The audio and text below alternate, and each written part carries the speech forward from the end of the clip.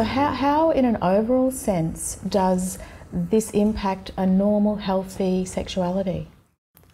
I would say that pornography inherently, because of its very nature, prevents healthy sexuality, that there really is no good place for it. And I know many people will disagree with me on that and say, well, it has its place in a marital relationship. And you know, I think it's one thing if you're given a book that gives you a little bit of guidance on ways to be more intimate with each other. We're smart enough as a species to be able to kind of figure it out on our own. We don't need to have a step-by-step visual process. And I'd argue that in a sexual relationship, that's part of the beauty of people coming together. Rather than be told, this is how you're supposed to do it, that's how you're supposed to do it, or this is the best way for me to manipulate you like you're a machine to get what I want out of you, or you to manipulate me like I'm a machine to get what I want to experience. I think pornography inherently acts as a barrier to prevent healthy sexuality. So what do you see as the difference then between unhealthy and healthy sexuality? Well, there's actually a lot of differences between healthy and unhealthy sexuality, and I talk a bit about this in my book. But I'll give you the resource so that you can actually put this up for the people who are interested. But healthy sexuality really is not just about me having my needs satisfied.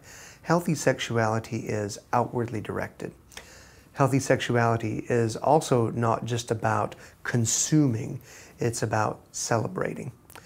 Healthy sexuality is life-giving, it's not life-destroying.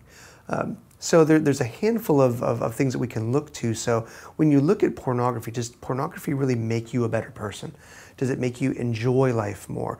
Or does it actually kind of prevent you from enjoying life? Does it help honor your partner? Or is it something that gets in the way and demeans your partner and degrades your partner?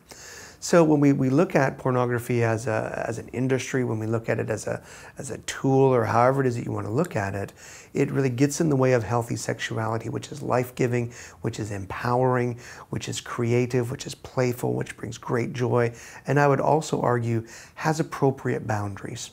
And those boundaries fit within kind of the building up of life within a family as well. So, I mean, you think sex is kind of how you make families, right? It's how you have children. And so when you look at healthy sexuality, you don't always have to have children to have a healthy sexual relationship with your spouse, but it should be life-giving, not just to you, but to both of you. And it's something that you give of yourself to others, and we submit, we don't dominate. And in that process, there's great power, there's great life, there's great joy.